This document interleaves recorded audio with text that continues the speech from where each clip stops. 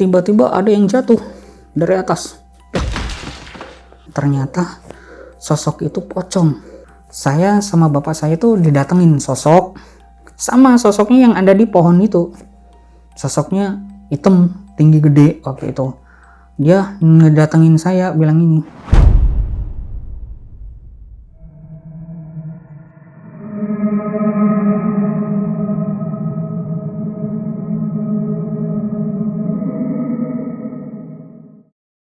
Halo Sobat Totem, balik lagi bersama gue Nari di obrolan tengah malam. Semakin malam, makin seram.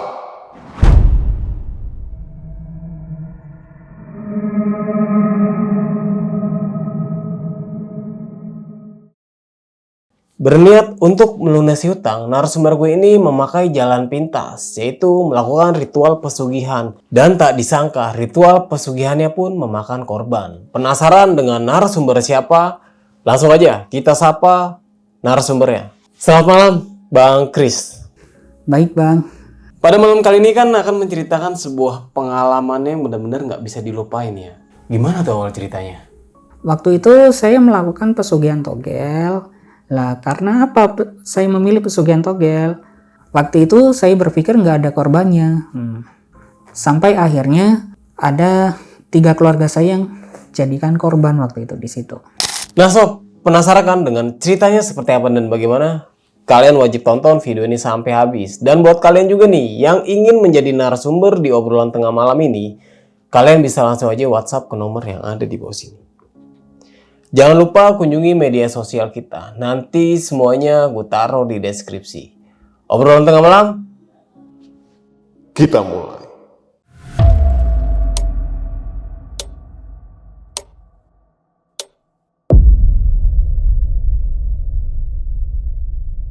Nah, kejadiannya berawal di tahun 2017. Waktu itu kan saya mengalami kemunduran atau mengalami hal finansial. Lah, di situ kan aku ada usaha nih bareng sama orang tua juga. Waktu di kampung di Jember, itu saya mengalami kebangkrutan gitu di saat itu.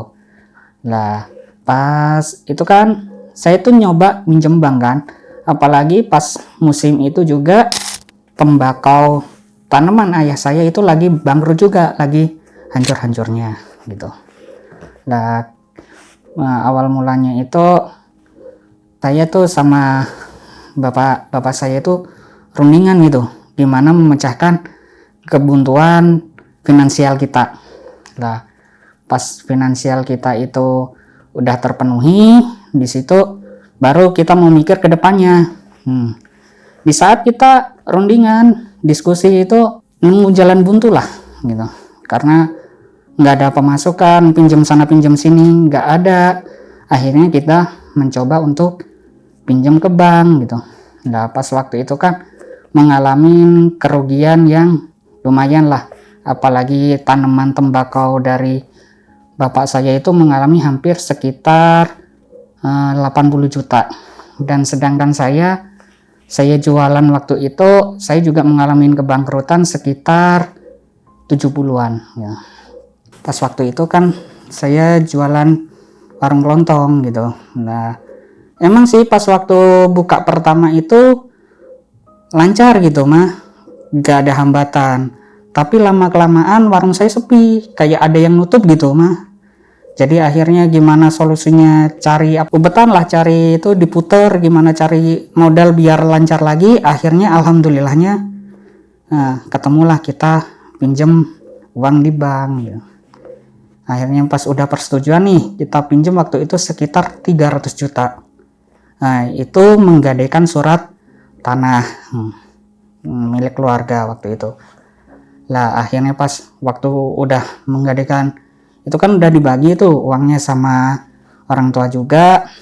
Nah, bukannya pas waktu pinjem itu bukannya tambah maju lagi, ternyata enggak gitu, malah ngalamin kemunduran yang hebat pula gitu. Jadi finansial waktu itu emang tergoyah lah, lagi-lagi tergoyah waktu itu. Cobaan demi cobaan datang, akhirnya gak bisa bayar hutang, akhirnya jatuh tempo. Lah pas waktu jatuh tempo pertama nih, cuma kita dapat surat peringatan saja dari bank gitu. Waktu itu kita udah mau cari nih sana sini. Akhirnya saya tertarik tuh sama bapak saya melihat situs-situs di Google, yaitu situs-situs pesugihan awalnya gitu. Ya gimana caranya keuangan saya itu balik gitu, dengan bayar hutang itu balik. Karena apa? Ya lumayan gede juga waktu itu di kampung, dengan 300 juta gitu. Setelah itu barulah saya sama bapak saya itu berencana untuk melakukan pesugihan. Tapi agak takut nih, takutnya kenapa? Karena pesugihan itu taruhannya kan nyawa gitu, tumbal pasti apalah gitu. Akhirnya takut, coba kita cari-cari nih. Lah nyari-nyari nemu nih jalan buntu, tapi nggak terlalu itu. Barulah bulan kemudian adalah seorang debt collector datang ke rumah itu menagih gitu kan di bulan kedua itu. Tapi karena kita masih belum bisa bayar, kita minta keringanan untuk bulan depannya gitu. Lah pas udah dapat keringanan nih, nyari-nyari lagi saya sama bapak saya di situs itu, di website itu. Lah ketemulah sama yang namanya situs togel. Akhirnya pas situs togel itu aku sama bapak udah enak lah. Waktu itu kan saya ngeluh tuh kan, telepon kan sama sama dukunnya, saya punya hutang sekian-sekian, keluarga saya hutangnya sekian-sekian. Waktu itu baru disuruh transfer senilai 5 juta buat DP 4 angka gitu. Akhirnya saya transfer itu.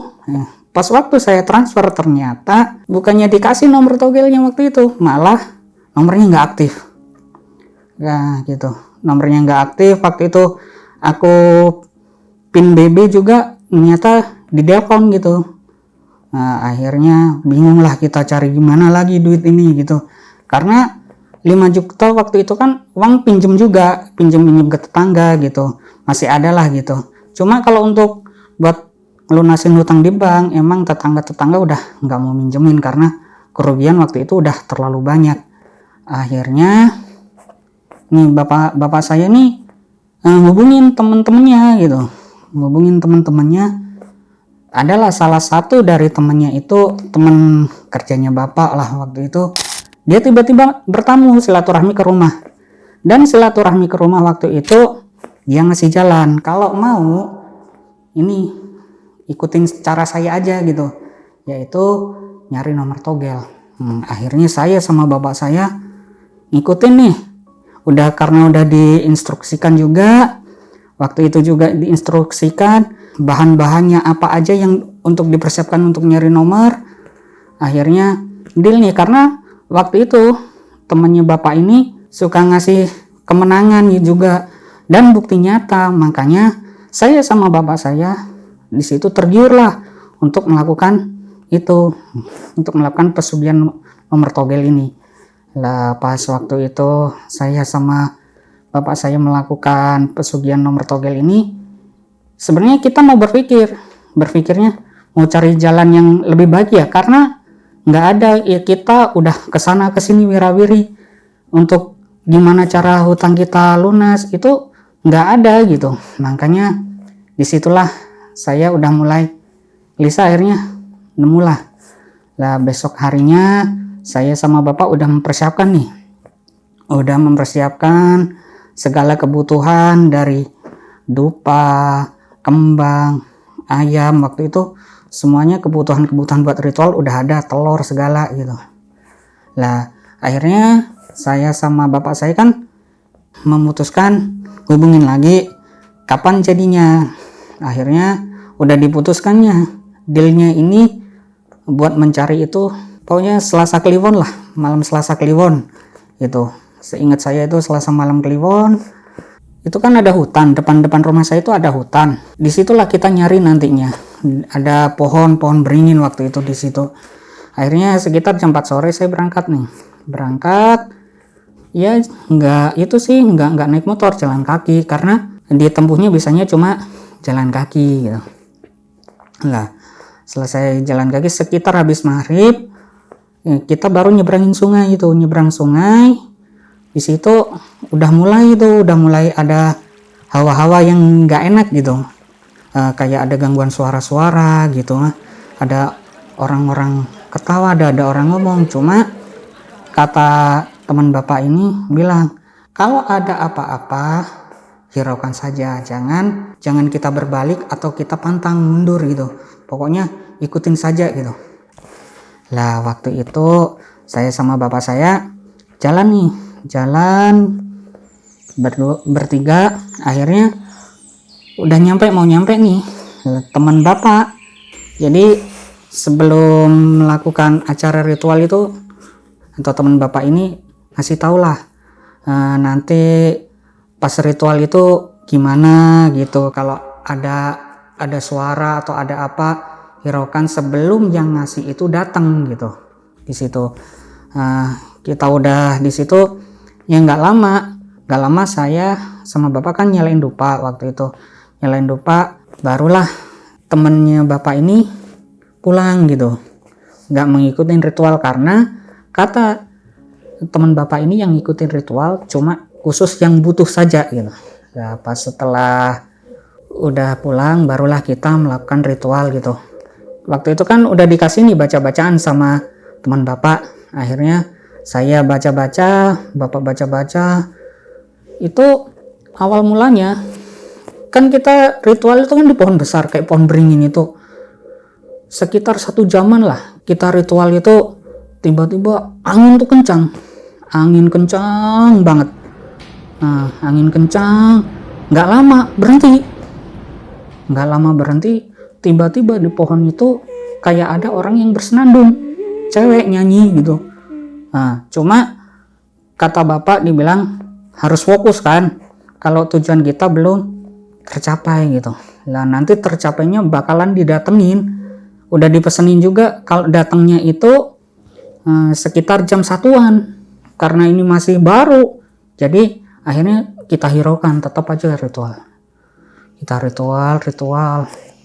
Lah, sekitar jam 12-an kalau nggak salah, itu sekitar jam 12 malam itu kan tiba-tiba ada yang jatuh dari atas. Jatuh. Pas kita ritual emang sempat kita kaget gitu, cuma kita pantang mundur lah, ternyata sosok itu pocong. Lah pas sosok itu pocong, kita tetap ritual masih terus, akhirnya hilang itu pocongnya. Nggak lama lah, sekitar jam 1 malam, di situ angin tuh kenceng. Setelah angin kenceng, baru di situ sosok yang penunggu di situ tuh datang, benar-benar datang dengan suara gede, yang benar-benar gede lah pokoknya suaranya itu, dengan ngomong, kalian malam-malam kesini ngapain? Apa tujuan kalian kesini?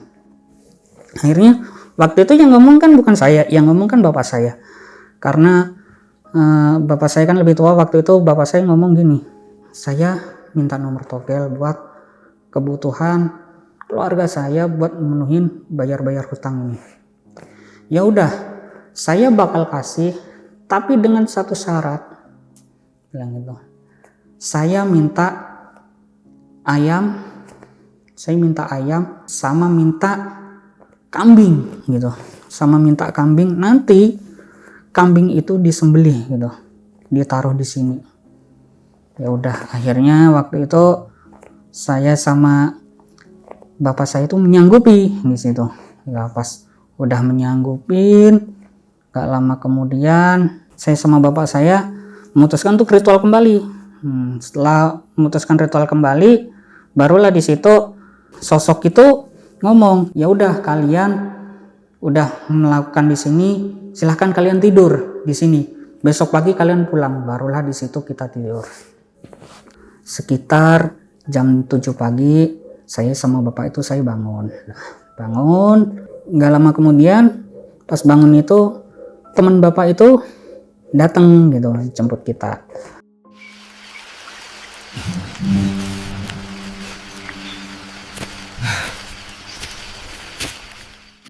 Nah setelah jemput kita, waktu itu ditanyalah ditanyanya, udah tujuan kalian tercapai nggak? Waktu itu tercapai karena udah dikasih nomor gitu. Nah, udah dikasih nomor, ya udah kata si teman bapak ini bilang ke kita agar menepatin janji. Yang pertama menepatin janji dari sosok itu, yang kedua kalau ada apa-apa nggak boleh bawa-bawa nama dia gitu. Kalau sampai melanggar janji gitu. Akhirnya kan kita kasih tahu nih perjanjiannya ini. Jadi akhirnya ya udah persiapkan saja. Awal mulanya perjanjian itu kayak ringan lah. Ayam yang ngeramin telur sama kambing, awalnya udahlah pasti kalau emang dapet nggak akan lupa gitu. Nggak lama setelah itu udah ngobrol-ngobrol agak panjang lebar lah. Akhirnya saya sama bapak saya sama serta teman bapak saya itu pulang. Nah, pas pulang di perjalanan kita masih dipesenin lagi untuk jangan lupa sama tugasnya itu. Kalau sampai lupa, kalau terjadi apa-apa, saya nggak mau tanggung jawab. Itu teman bapak yang ngomong kayak gitu. Akhirnya ya udahlah, kita bakalan terima tanggung resikonya kalau emang kita lupa gitu. Akhirnya waktu itu saya sama bapak pulang kan sekitar jam 9 pagi udah sampai rumah. Pas udah sampai rumah, di situ saya sama bapak langsung beli nomornya itu. Beli nomor itu awalnya was-was sih gitu. Takut nggak tembus aja, karena kalau udah nggak tembus waktu itu kayak sia-sia gitu pengorbanan karena apa? Uang buat ritual ya lumayan waktu itu juga gitu. Akhirnya saya, bapak saya serta abang saya waktu itu, abang saya juga sama ibu saya beli nomor. Ternyata alhamdulillah waktu itu tembus sekitar jam 7 lah. Kita dikasih tahu sama bandarnya itu jam 7 malam itu dikasih tahu. Jadi dapatlah itu. Saya sama bapak saya itu senilai 600 juta. Kita menang senilai 600 juta. Besoknya saya itu sama bapak ke bank buat ngelunasin semua hutang-hutang saya sama bapak. Niatnya juga mau buat modal usaha saya lagi, kalau enggak buat bertani gitu, buat nyewa-nyewa sawah, buat modal-modal di pertanian sama bapak waktu itu juga. Tapi saya sama bapak saya lupa dalam 1 bulan kemudian tuh lupa dengan janji. Mungkin namanya manusia kalau udah melihat hal-hal yang kayak gitu, melihat uang yang kayak itu, lupa gitu dengan janji-janjinya gitu. Lah di situ barulah saya sama bapak saya itu merasakan hal yang janggal gitu waktu itu. Lah pas waktu lupa itu saya sama bapak saya itu didatengin sosok, sama sosoknya yang ada di pohon itu. Sosoknya hitam, tinggi gede waktu itu. Dia ngedatengin saya bilang ini, kalian lupa ya dengan janji kalian. Saya tagih, mana janji kalian lah. Pas kita dengan sadar bahwa janji itu ada, anehnya ya waktu itu emang uangnya udah keburu habis lah buat modal ini modal itu. Akhirnya saya sama bapak saya itu muter lagi gimana kita dapat uang. Nah, ngubungin lah bapak saya ke teman. Nah, waktu itu teman bapak itu ngomongnya gini, ya mau gimana lagi gitu, kalian udah melanggar janji, kalian tanggung semua resikonya. Kan kalian juga udah pernah ngomong kan waktu itu resikonya kayak gimana, udah saya terangkan kan, ya udah kalian terima. Waktu itu saya sama bapak saya langsung lemes, karena kita waktu itu udah nyoba-nyoba lagi nih, nyoba-nyoba buat bermain togel. Waktu itu nggak ada yang tembus gitu, nggak ada yang tembus. Kita frustasi lah, akhirnya mau nggak mau kita nyari-nyari dukun buat memutus perjanjian sama sosok itu. Pas niatnya mau mutus, kita udah datang ke dukun, kita baru sampai pintunya aja, kita belum ngomong, dukunnya udah bilang, kalian pergi, saya nggak mau ikut campur, saya nggak mau mati keluarga saya, kalian pergi. Ya mau gimana, akhirnya saya sama bapak saya pergi waktu itu. pergi, kita udah gimana ini Pak, ya udahlah, manggil saya kan adik kan, Dek udah sabar aja, kali aja besoknya ada. 1 minggu, 2 minggu, sampai 3 minggu nggak ada perkembangan. Waktu itu ada satu kejanggalan. Nggak lama setelah 3 minggu kemudian, adik bungsu saya meninggal secara mendadak. Meninggalnya itu kesedak di di lehernya, kesedak rambutan gitu. Pas waktu kesedak kan keluar darah. Lah di situ bapak itu sebelum kejadian itu, bapak itu udah dimimpiin. Bapak dimimpiin gini, saya bakal ngambil salah satu anak kamu. Loh, bapak cerita itu waktu itu ngomong ke saya itu ngomongnya kayak gitu. Pas waktu meninggal, disitulah kita berduka banget nih, karena meninggalnya juga aneh, juga nggak wajar gitu mah, keselak rambutan gitu. Dan anehnya lagi, waktu itu biasanya kan motor mau buat ke puskesmas itu tiba-tiba rusak, jadi nggak tertolong lah waktu itu. Kejadian waktu itu pas adik keselak itu siang. Anehnya itu aja, motor nggak ada, pas tetangga juga lagi pada pergi. Di situ kita berduka. Ada salah satu seorang cewek, orang bisalah, dia ngomong, ini anak udah jadi tumbal, udah nggak akan bisa diambil gitu. Kaget lah aku waktu itu, aku kaget. Akhirnya aku ngomong sama bapak, ngomong, kok bisa adik ini jadi tumbal? Karena perjanjian waktu itu pas mencari nomor togel itu harus nepatin kan gitu. Bisa nggak bisa kita harus nepatin. Ternyata bapak saya melakukan perjanjian lain sama sosok itu. Jadi yang dimaksud dengan ayam ngeram juga tentang ayam itu, jadi tumbal keluarga lah waktu itu. Saya bilang lah sama bapak saya, berarti saya juga dong Pak yang jadikan tumbal gitu. Bapak bilang enggak, cuma ada 2 tumbalnya. Saya kaget dong waktu itu, lemes badan saya, harus kehilangan adik bungsu waktu itu. Pas kehilangan adik bungsu itu saya lemes, saya udah ngomong sama bapak, gimana Pak kita mutus ini Pak, agar nggak ada lagi tumbal lagi ini. Waktu itu bapak cuma bilang gini aja, udahlah kita makamin dulu adik kamu, nggak pantas kita ngomong masih di depan mayatnya. Ya udah, akhirnya waktu itu saya sama bapak saya memutuskan untuk diem lah, nggak terlalu banyak melakukan hal-hal yang membuat orang itu ngomong yang enggak tentang keluarga kita.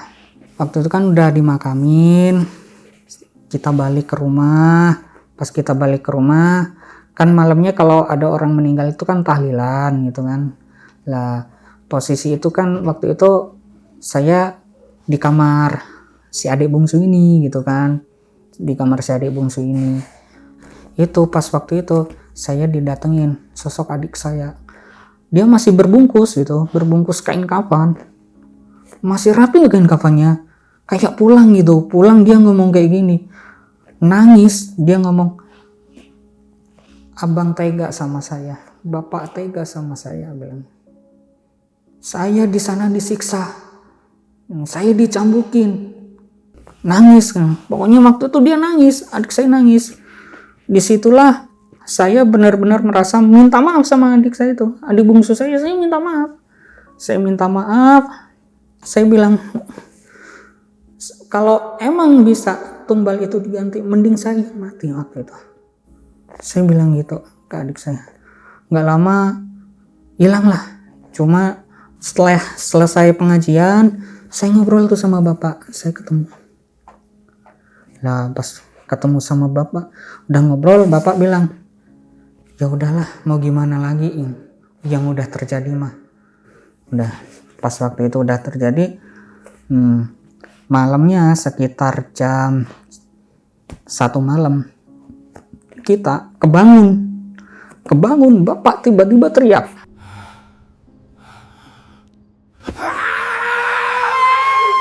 tiba-tiba teriak, dia kayak kecipratan darah. Oh ya, pokoknya mukanya ini kayak darah gitu mah. Pas waktu kecipratan darah itu yang lihat, waktu itu yang lihat bukan saya saja, yang lihat karena pas meninggal itu ada keluarga besar kan tidur di sana. Di situ kan paman, bibi juga melihat gitu. Cuma bapak enggan berbicara gitu mah. Ada apa enggan berbicara. Baru itu udah rame kan di situ, barulah kita tenangin tuh bapak. Cuma bapak nangis kayak minta maaf gitu, ngomong sendiri di situ mah. Cuma dalam hati saya udah yakin apa, karena mungkin didatengin sama sosok adik gitu aja. Saya di batin saya udah ngomong kayak gitu. Akhirnya udahlah, mungkin besok saya ngobrol lagi sama bapak biar bapak cerita. Lah, baru sekitar jam 3 pagi tenang lagi, kita tidur. Besoknya sekitar jam 9 saya nemuin bapak, saya ngobrol sama bapak. Bapak ngelihat sosok adik ternyata yang almarhum ini. Dia ngelihat tuh adik itu benar-benar disiksa gitu. Di alam sana itu disiksa sama sosok hitam, katanya pokoknya hitam, dicambukin lah. Nggak lama setelah itu disamperin bapak disamperin, tapi anehnya nyamperin itu kan dia bawa air disiram ke muka bapak gitu. Tapi yang bikin bapak aneh, kenapa pas bapak sadar itu malah darah gitu. Di situ baru saya sama bapak itu udah mikir yang aneh-aneh lagi. Ya udahlah, saya mencoba untuk tenang waktu itu sama bapak saya. Setelah mencoba untuk tenang, berpikir biar nggak memperkeruh juga suasana kan, karena masih berduka waktu itu. Jadi selama 7 hari itu saya sama bapak saya untuk enggan berbicara sama orang tentang kejadian adik atau apa gitu. Cuma kita ngomong ke keluarga-keluarga, ke orang-orang, ke tetangga-tetangga itu bahwa musibah aja gitu, nggak ada kejadian ini. Cuma ada salah satu tetangga sempat ngomong ke orang-orang, sebelum kejadian ini dulu si keluarga ini ketiban rezeki gede, mungkin kurang bersedekah atau apa gitu. Nah, waktu itu kan ada omongan lah kecil-kecil, cuma kita nggak terlalu menanggapin hal-hal omongan yang kayak gitu. Kita santai, kita tenang kan. Udah selesai selama 7 hari. Sebulan kemudian setelah adik saya yang bungsu ini meninggal, kejadiannya sih udah enak ya, udah adem ayem, kayak udah tentram gitu, nggak ada apa-apa. Tiba-tiba adik saya yang cewek cerita ke saya, jadi udah 1 minggu dia itu suka diganggu sama adik bungsu saya ini. Diganggunya nangis, yang minta tolong, pokoknya diganggu terus lah, diikutin terus gitu, sampai membuat adik saya itu nggak betah. Cuma mikirnya kan adik saya yang cewek ini kan suka ngaji itu saya bilangin aja untuk doain aja biar nggak terlalu berat lah buat adik gitu, aku bilang gitu kan. Akhirnya mangguk gitu aja. Nah, seminggu kemudian waktu itu saya sama adik saya pergi ke sekolah dia kan. Waktu itu ke sekolah dia ada acara saya nganterin. Tiba-tiba pas adik saya mau masuk, nangis histeris waktu itu. Nangis histeris apa? Dia ngelihat, yang dibilang sama saya, dia ngelihat sosok adiknya itu, kepalanya dibawa, cuma kepalanya aja, sama sosok hitam gede, bilangnya gitu. Dia bilang sosok hitam gede itu ngomong, kamu bakal jadi kayak gini. Di situ adik saya langsung ngajak saya pulang. Yang awalnya ada acara, langsung ngajak pulang dia. Pas waktu ngajak pulang di situ bingung lah, nggak bisa tenang gitu adik saya, seakan-akan kayak ngerasa hal yang bakal terjadi aneh gitu sama dia. Kita pulang, ditenangin tuh sama ibu, tenangin, sama bapak tenangin, sama saya juga udah tenangin. Sampai bilang gini sama saya itu, udah saya nggak mau pisah sama abang, saya pengen tidur bareng abang, udah saya nggak mau pisah pokoknya. Ya mau nggak mau akhirnya kan setiap malam saya tidur tuh bareng adik saya. Kan adik saya ini selama 2 minggu kan tidur sama saya terus itu. Lah pas waktu tidur itu suka ngelindurnya digangguin terus gitu. Suka minta-minta tolong lah. Setiap dia ngelindur kan saya tenangin tuh, Kak. Saya tenangin, Kak. Waktu itu pas waktu udah saya tenangin, tapi tetep aja ngelindur kayak gitu. Jadi sampai 2 minggu itu barulah membaik gitu. Membaik, udah nggak ngelindur lagi, udah nggak apa. Barulah dia mau diajak pergi tuh sama bapak waktu itu. Lah pas waktu pergi itu diajak pergi ke kota lah sama bapak. Pas waktu diajak pergi ke kota sama bapak, waktu itu udah kepikiran, saya udah nggak enak gitu. Ibu saya juga kepikiran tentang adik, juga kepikiran bapak saya pun sama kepikiran juga lah waktu itu. Disitulah saya bingung nih, apa yang membuat saya gusar, apa yang membuat adik saya ini bingung gitu. Lah nggak lama, sekitar jam 5 sore, mau maghrib jam 5 sore, itu kita dapat kabar telepon. Adik waktu itu kan sama bapak jam 10 berangkatnya, jam 10 pagi.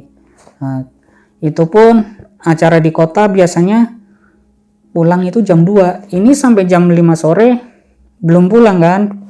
Nggak lama kemudian pas jam 5 sore itu dapat telepon. Karena kita udah khawatir yang enggak dapat telepon. Kita dapat telepon dari orang bahwa adik saya sama bapak saya itu kecelakaan. Lah pas waktu kecelakaan udah diterangkan kan, ini adik saya sama bapak saya kecelakaan, posisi maaf, adik saya tangannya di sini udah nggak ada. Itu diterangkan sama orang yang telepon itu udah nggak bisa kata-kata lah. Saya sempat waktu nangis karena bapak saya juga waktu itu juga meninggal di tempat. Disitulah saya sama ibu langsung ke rumah sakit untuk ngecek jenazah tersebut. Dan pas saya lihat bapak saya itu udah hancur lah mukanya, udah hancur. Adik saya juga tangannya yang satu putus, yang sini pokoknya hancur sebelah. Di situ saya nangis sama mama saya. Pokoknya yang buat saya itu benar-benar melakukan hal-hal yang bingung waktu itu juga. Mau teriak nggak bisa, seakan mau menyalahkan diri saya lah waktu itu. Benar-benar menyalahkan diri saya. Kalau kejadian waktu itu saya nggak melakukan hal-hal yang di luar nalar kayak mencari togel, mungkin kejadiannya juga nggak akan kayak gini waktu itu juga. Tapi mau gimana lagi, akhirnya tetap waktu itu karena udah terjadi, ya mau nggak mau kita harus nerima. Akhirnya saya diskusi gimana ini. Saya ngomong sama ibu saya bilangnya ya udahlah, besok kita makamkan, untuk malam ini kita bawa pulang aja. Akhirnya dibawa pulang tuh malam-malam bawa pulang. Saya waktu itu ngain kafanin bapak. Maaf aja, tiba-tiba kayak gerak gitu badannya. Pas waktu itu kayak gerak, pas pocongin tuh kayak gerak gitu badannya, kayak gerak getar hebat. Yang menyaksikan waktu itu bukan saya aja, yang menyaksikan ada tetangga lah. Yang disitulah saya sempat bingung kan. Nah, udah orang pada berhamburan juga karena bapak getar gitu gerak. Tapi nggak lama Kak, waktu itu cuma 5 menit aja geraknya itu. Di situ saya tenangin, ada ustadz juga yang ngajiin kan biar gak tenang gitu. Akhirnya udah ustadz itu yang ngurusin jenazah adik saya sama bapak saya, nepuk saya. bertobat Dik, bilang gitu ke saya, bertobat kembali jalan yang benar.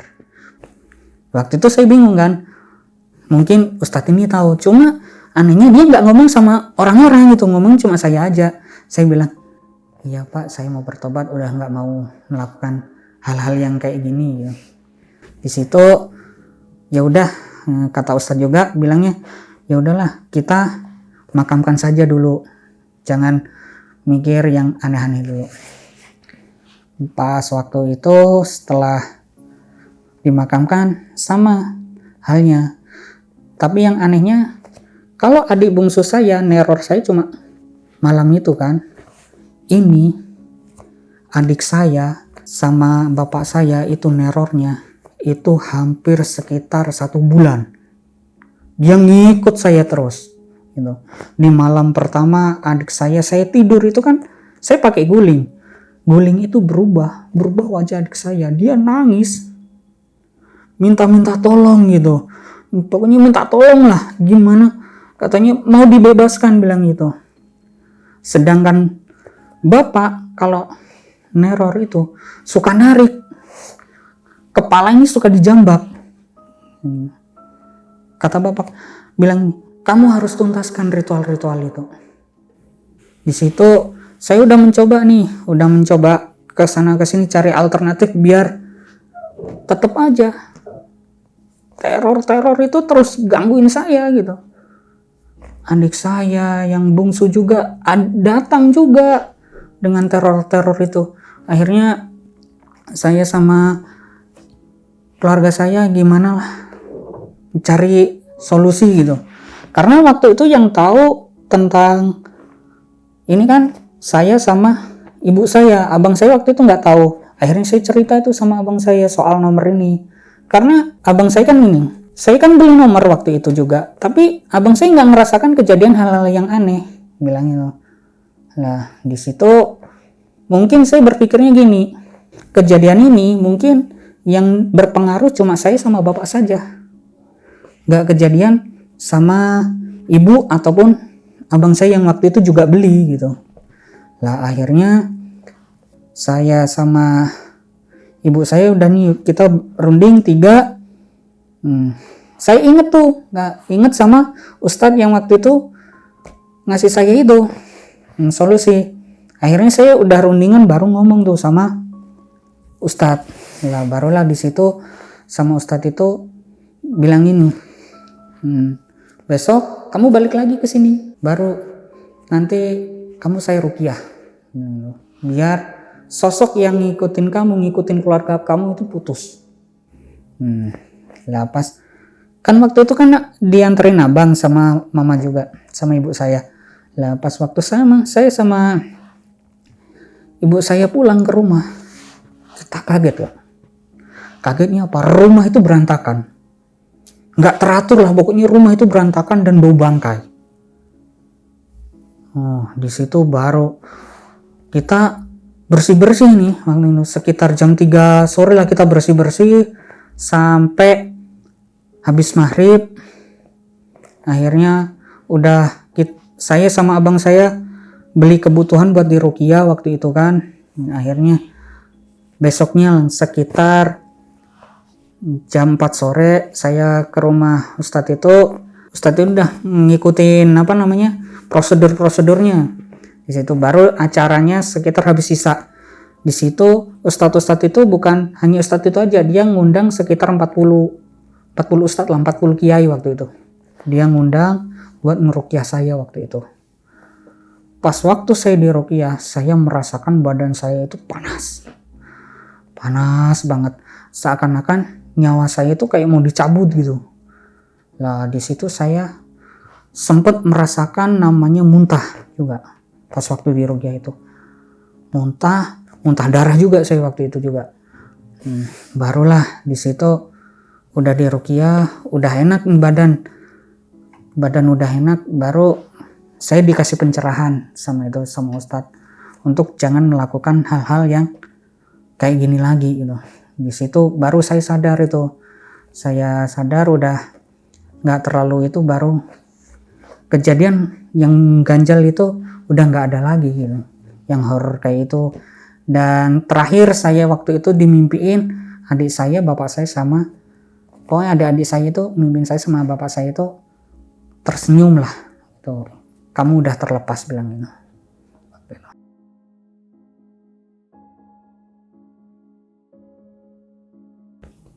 Takut gitu yang lainnya gitu. Tak kira waktu itu kan togel kayak apa ya, kayak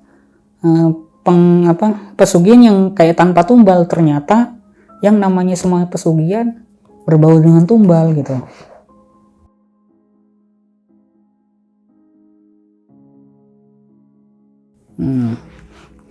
Waktu itu bacaannya ada 2. Kalau yang bapak baca saya kurang paham, cuma yang saya baca waktu itu bacanya gini, ya ada ya malaika gitu. Dan waktu itu dilakukan di hutan, cuma hutan itu ada pohon kayak pohon gede gitu.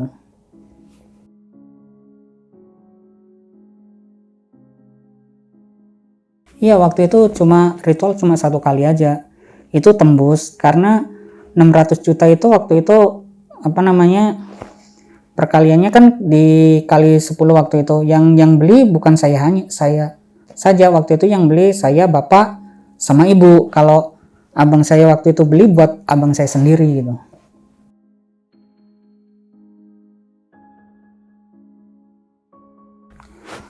Jadi gini, perjanjian pas waktu dia ngomong sama saya itu emang begitu, cuma pas saya yang bapak cerita pas waktu siang itu, jadi perjanjiannya sama bapak itu adalah dia minta sosok anak kecil gitu. Karena di dalam keluarga kita waktu itu nggak ada anak kecil, yang anak bungsu waktu itu ya nggak terlalu kecil lah, udah gede. Akhirnya bapak terpaksa adik ini. Emang udah diniatkan adik ini buat kata bapak waktu itu gitu. Jadi kan seharusnya waktu itu saya sama bapak saya itu nyembelih kambing untuk ditaruh di pohon itu. Tapi karena saya sama bapak saya terblinger waktu itu, akhirnya saya lupa waktu itu juga.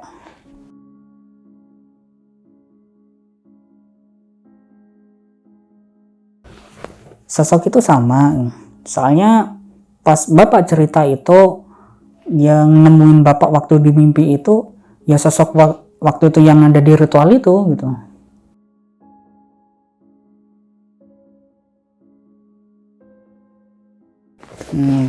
Jadi gini, nah, abang waktu itu beli nomor, emang kita suruh gitu. Jadi abang itu nggak ikut ritual, karena yang waktu itu yang ikut ritual aku sama bapak aja lah. Ibu sama abang kenapa dia aman nggak diteror, karena kita yang nyuruh beli gitu.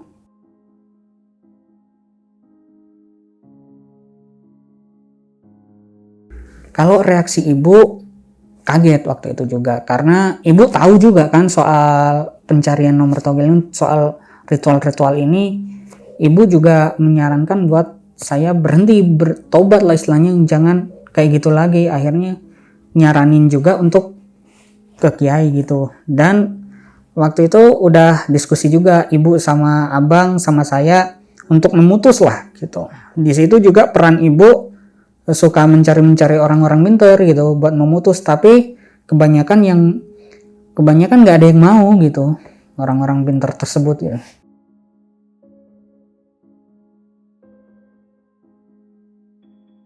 Waktu itu ada sekitar 8 orang pintar lah, dukun gitu. Cuma rata-rata dukun itu pasti ngomongnya nggak maunya apa? Karena berat gitu, mau memutus itu berat gitu.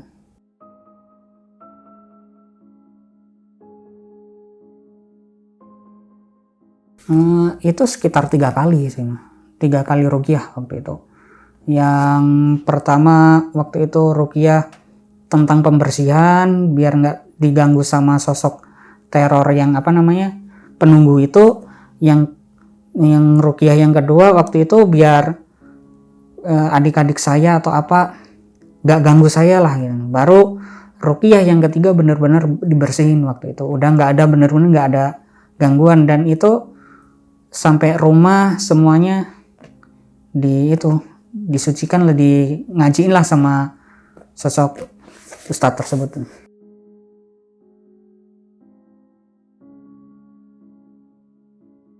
Ketiga, udah yang terakhir itu. Di situ adik saya ngelihat dengan sosok yang awalnya sosoknya mukanya hancur ini tersenyum jadinya gitu aja.